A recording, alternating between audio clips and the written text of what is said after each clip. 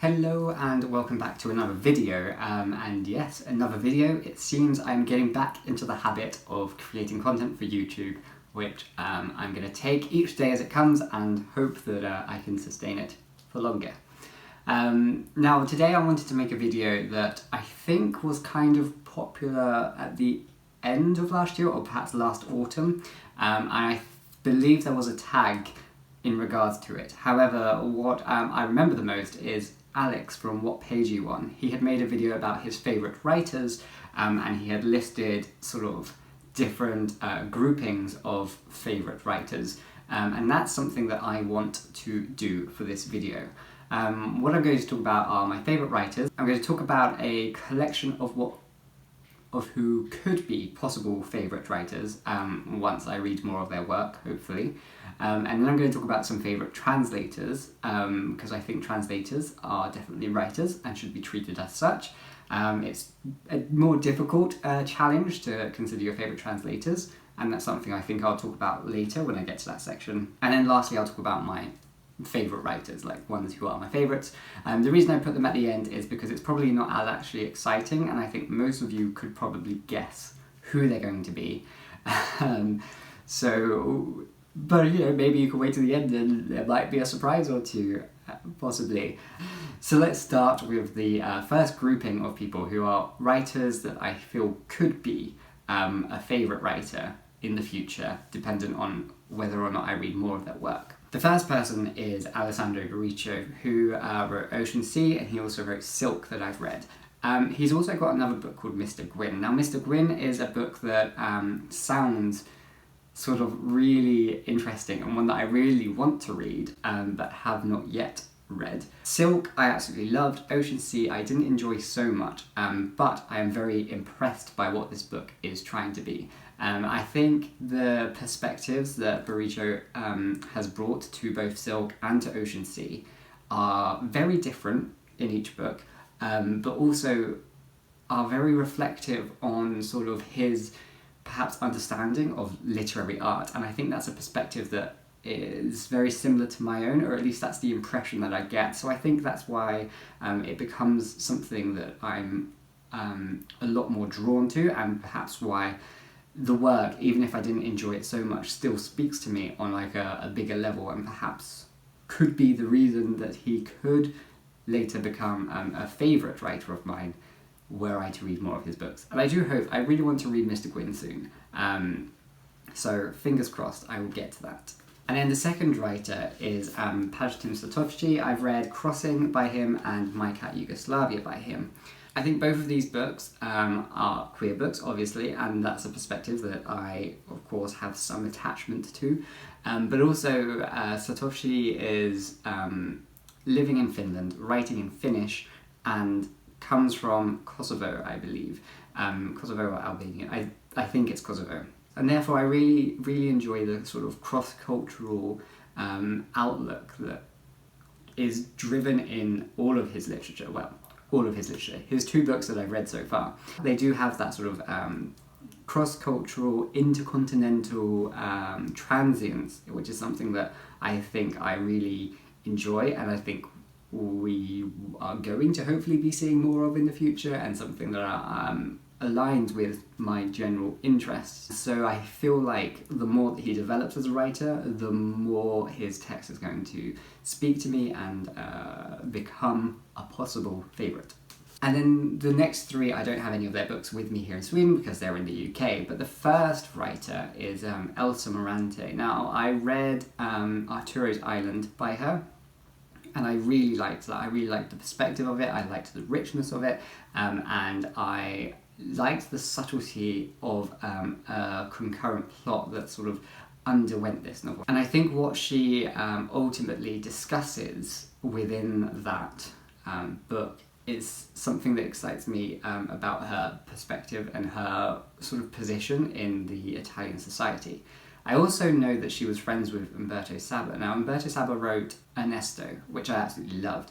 I think that friendship tells me a lot about Morante's ideals and perhaps political leanings, and that's something that interests me given the time and the context of her writing and her life and stuff. But also her drive for creation of literary art is, again, similar to Baricco, is something that I think aligns with my ideal for literary art. And then the next writer is Mercè Rodoreda. Now, I loved Death in Spring by her, and I also read A Broken Mirror, which was very different to Death in Spring, but also equally as good and rich. A Broken Mirror actually kind of reminded me more of Elsa Morante's Arturo's Island, and I really liked the way that Rodoreda sort of was able to create a book that was so different to Death in Spring, yet still kind of felt the same sort of underlying tensions or contexts, at least.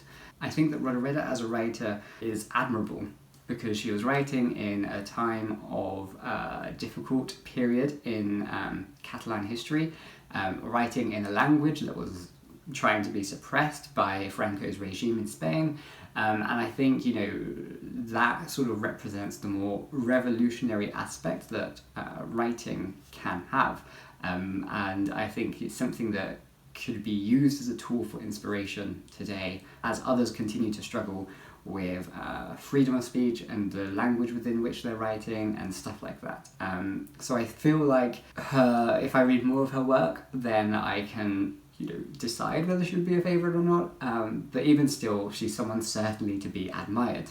And then lastly for this list is Namwali Serpell. Now, Namwali Serpell wrote The Old Drift, which when I first read, I was a little bit on the fence. I enjoyed it, but I didn't love it. But then when I went to an author's talk with her, I had a much newfounded love for the book. And I know that Namwali Serpell writes lots of essays and non-fiction and stuff, which I'm also super interested in. I think Serpell also has a very unique perspective on sort of the globalized world that we're living in. And the way that she spoke at the author talk that she gave, that I saw her at, kind of made me feel like she's a very measured woman who likes to take time in forming opinions and ideas and expressing them in a very clear-cut yet nuanced way, which is something that I think as a writer is very important. But also it's something that kind of I feel a little bit more refreshed by, because so many popular writers perhaps at this time don't necessarily have that same nuance, and I feel like it's something that we should promote and celebrate. So then the next section are my favourite translators. Now, choosing favourite translators is tricky, especially if you don't read the text in the original language, so it's hard to then know how much of the book that you're reading is the work of the translator or the work of the author. But I do think that translation is a really interesting form of writing, and it is a creative form of writing. I do feel like we should be talking more about our favourite translators and why, and sort of beginning to read text and translations with the understanding that it has been translated, and therefore, you know, we should be able to examine the translation. So my first favourite translator is Daniel Hahn. Now, I choose Daniel Hahn, but I might be a bit biased by this because he did translate one of my favourite authors, who you're going to find out later, and he also gave me all of his books from this author. So perhaps that's a little bit biased because as a person, Daniel Hahn is great. But I do feel like as a translator, he is quite inspirational, not only for the work that he does for other translators. He does a lot of work to help and boost translation in the UK. And his outlook is something that I really appreciate. And I just feel like the way that he translates, or the way that I know that he translates, is something that it takes a lot of skill to do that. And I think it's something that's very great to engage with and to consider. And so I do definitely want to read more of his translations. And I think he would always just be a kind of favourite translator. One who I think many translators will sort of admire and aspire towards. So the next translator that I've chosen is Sophie Hughes. Now, Sophie Hughes translated An Orphan World. She also translated Hurricane Season, and she also translated, she's translated a few other books, but one that I've actually read is The Boy Who Stole Attila's Horse by Ivan Rapilla. The 3 books I've read that she has translated are challenging books, and I can imagine that to translate them is also very difficult. The reason I say that is because the books themselves aren't necessarily following the same structures that we're used to in literature. They're written in a very particular way, which is very much an authorial decision and stuff. Therefore, those kind of books which are even more foreign to English readers are then made more understandable, not only through the language, but through allowing space to celebrate their difference, if that makes sense. What I'm trying to say is that Sophie Hughes, through these books, obviously she co-translated this book, but through these books she is able to retain the playfulness or the difference of the style, format, structure of the language, but is able to then put them in a way that English readers can understand and appreciate without domesticating them. So in translation, there is a whole sort of argument about domesticating fiction through translation, but I feel that these ones don't necessarily do that. They very much keep the spirit of the original text. Again, my assumption, because I haven't read the text in the original language, but you can tell that they are still different from what we're used to. So I'm very much impressed by Sophie Hughes as a translator, and I can't wait to read more books that she has translated. So then the next translator, again, don't have any of the books, is Barbara Wright. Now Barbara Wright, I've only read her books by Raymond Queneau. So Barbara Wright works in French into English, and she translated a lot of the French surrealists and the French existentialists and the French Oulipo movement writers, Raymond Queneau being one of them. Again, similarly to Sophie Hughes, she translates very difficult texts that are going to be a real challenge, especially Exercises in Style by Raymond Queneau. That must have been such a challenge to translate. And I just am fascinated by her life living in France amongst the surrealists and amongst the existentialists. I think it's just a very exciting time that she was working within, and I can imagine that she probably had a very interesting life to go alongside the context of her translations. And then the last translator is William Weaver. Now William Weaver translates from Italian into English, and I've read his books that he's translated from Italo Calvino. He also translates Umberto Eco, which I think is intimidating. I would find it intimidating as a translator, because Eco, of course, is a translator himself, and he's written so many academic articles on translation and that, so of course he's going to have his own sort of impressions of how his work might be translated. William Weaver also translated Zeno's Conscience, which I read, which again, a challenging book. The Calvino books are challenging books because they're very experimental and are translated well, that I've read. I do believe that he also translated 2 of Elsa Morante's books, which are ones that I want to read. So I think that's a good sign. He is a very influential translator. He was translating very influential writers, and I can imagine that he probably had quite an interesting life to go alongside these. I just think that it's something that it's worth acknowledging, that the role that he played in our current sort of access to modern translation, particularly Italian translation. So then, my favourite writers, the collection of, my absolute favourites and firm favourites. Of course, the first one, David Mitchell. Love his books. I think that he writes in a style that is my favourite, in which he writes books with ensemble casts, with multiple perspectives that all interweave in something, and that is my favourite kind of book.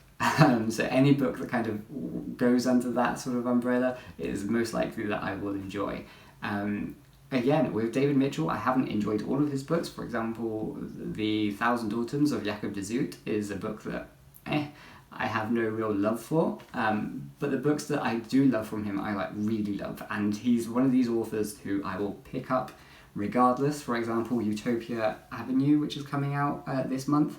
I have zero interest in the themes of that book, but I'm going to pick it up nonetheless, because I do have faith that he as a writer is going to be able to produce something really great and something really worthwhile. And I do think that his sort of like love for Japan is something that I can relate to. And the next writer is José Eduardo Agualusa. Now, Daniel Hahn translated all of Agualusa's books, gave them to me, so I've read Agualusa's entire library. Again, some books I love more, some books I didn't really enjoy all that much. I gave maybe 3 stars to, I think Creole was one that I gave 3 stars to, and Rainy Season, I didn't particularly enjoy that one. But I loved A General Theory of Oblivion, I loved My Father's Wives, and I loved The Society of Reluctant Dreamers. Once again, he writes books with multiple perspectives, different sort of characters whose lives entwine throughout the novel. But he also writes about Angola and sort of the African, or the sort of southern tip of African experience, which is a whole new perspective to me, and it's something that I've learned a lot from him. His writing has taught me a lot about Angolan history, but also sort of Portuguese colonial history and stuff, which is really interesting to find out more. And he writes so well, and is translated so well. So the next writer is Hiromi Kawakami. She wrote Strange Weather in Tokyo, she wrote The Nakano Thrift Shop, she wrote The 10 Loves of Mr. Nishino, she also wrote Manazuru, I think is one that isn't published by Granta, but I read recently. And she also wrote another one, which I can't actually remember the title of. It's something about spring or summer, but I'll put a picture here. And then she's got a new book coming out soon, which I have requested an advance copy of, so hopefully that's on its way to me. Her writing is just simple. I think her writing is almost like the epitome of what I love about Japanese fiction. It's simple, clear, yet also vague. It is deep, yet also quite shallow, in that it doesn't let you connect with it so much. And it presents characters who have such jarring perceptions of the world that they inhabit that kind of create a very interesting reading experience. I don't think I've actually ever given any of her books 5 stars. Maybe The Nakano Thrift Shop I did, but I can't quite remember. But I don't know, there's something about her work that I just really, really love. And I think that what I love most about Japanese culture I can find in her books. And what I love most about Japanese literature are kind of everything that she uses in her books.